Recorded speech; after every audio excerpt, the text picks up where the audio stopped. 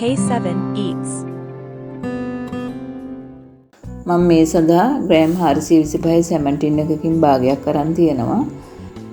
රවුමට කපාගත් බීලුණු ගෙඩියක්, තක්කාලි ගෙඩියක්, මාළු මිරිස් සහ කැරට් අරන් තියෙනවා.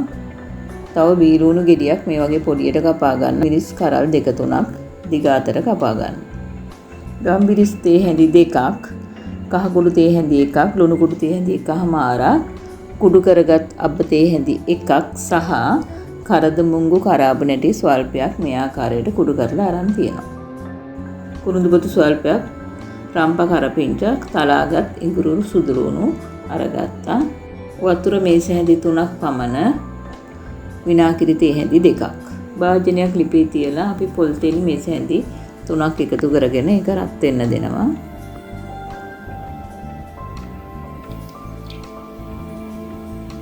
ඒ අතරතුර මම විනාගිරි වලට කුඩු කරගත් අබ ටික දාලා ටිකක් වෙලා පෙඟෙන්න දෙනවා. එතකොට අබවල තියෙන තිත්ත රස නැති වෙලා යනවා.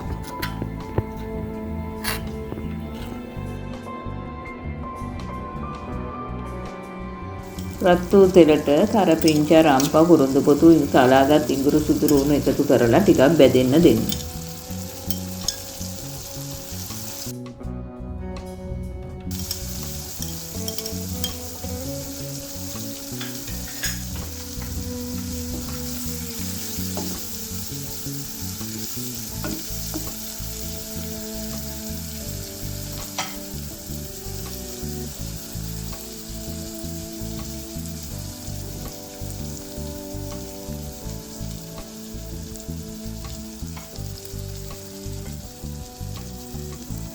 දැන් තලාගත් කරද මුංගු කරාබු නැටි ටිකත් එකතු කරගත්තා. ටිකක් කලවම් කරගන්න.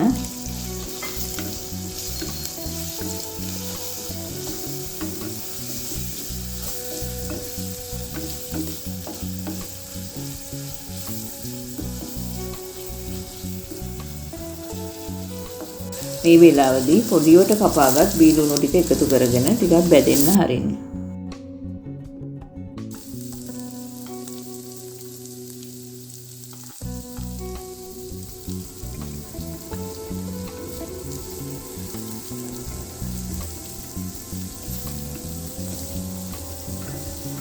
හොඳින් කලවම් කරමින් බීලුණු ටික බැදෙන්න දෙන්න.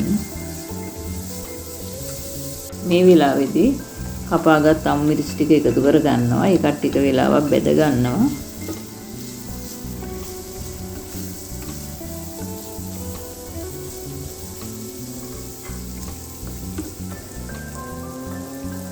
ගම්බිරිස් කුඩු, ලුණු කුඩු, කහ කුඩු එකතු කරලා හොඳින් කලවම් කරගන්න.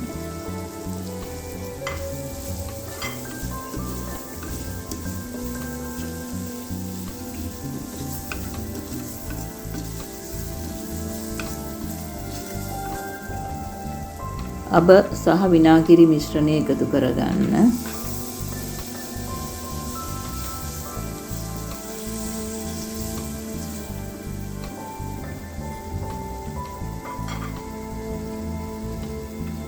දැන් අපි මේට වතුර මේස හැඳි 3ක් පමණ එකතු කරගන්නවා.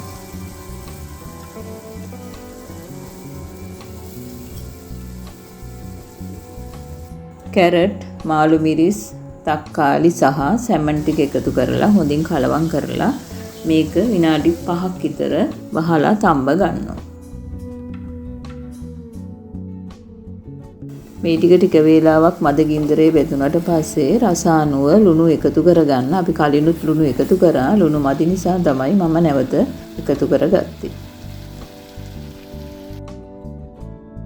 මේක හොඳින් මිශ්‍ර කර රිපෙන් බා වෙනත් භාජනයකට දමා ගන්න.